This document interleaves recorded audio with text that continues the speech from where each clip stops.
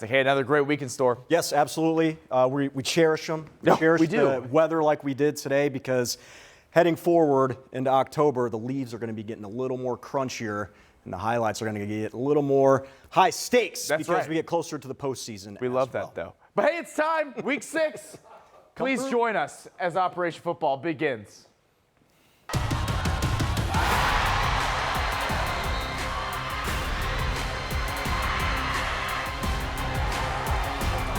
He's here!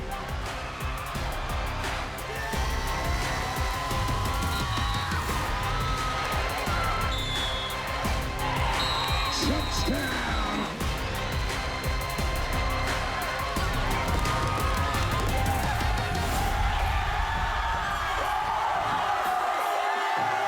The crowd surfing. Unbelievable. Getting us going. Look, and that Spirit Award's still up for grabs, folks. Right. What a night. Parker Webster crushes it every single time with those montages. If you don't get jacked up for that, you don't have a pulse. You're not a red-blooded American. I don't know what to tell you. It's football time in Central Indiana, and what a slate we had for week 6. Game of the week. So we go to Tri-West taking on Indian Creek, the Hoosier Legends Conference here. Teams that not very familiar with one another and two different style teams in terms of DNA as well. You got Tri-West. They're young, they're smaller, but they're fast and they can beat you. And they have, a quarterback that can throw the ball too. And then 100%. you look at Indian Creek, a team that's a little bit bigger, but can also run the ball very well as well. All that matters is a top 10 matchup. That's in all Class it is. 3A, That's 6 weeks through, baby.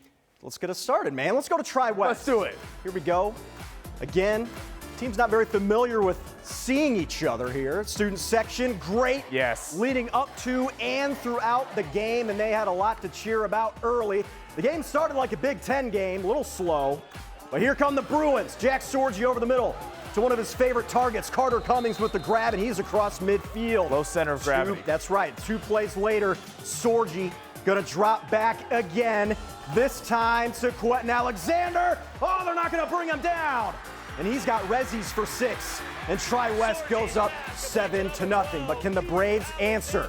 Well, they're pushing the ball down the field now. Sophomore, Evan Clark.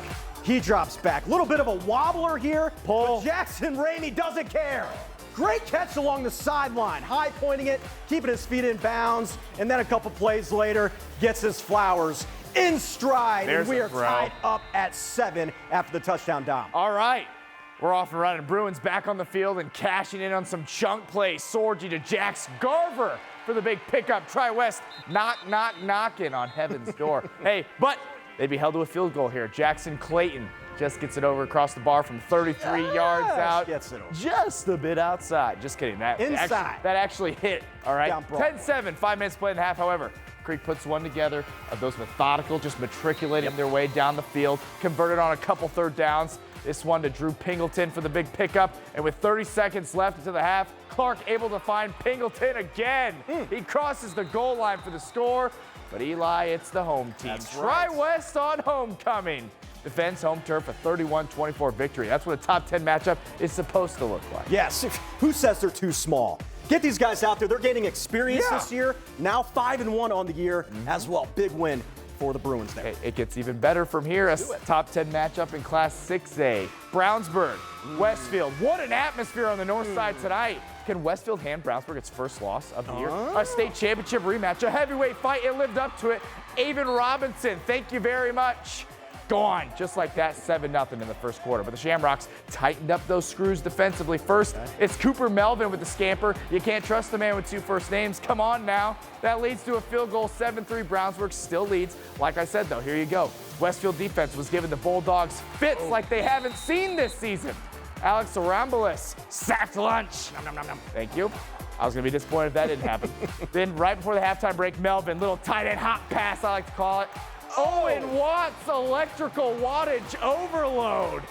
Rock down to Electric Avenue. 64-yard score. Thank you very much. Hey, Westfield went on top to the half, 10-7 in a slugfest.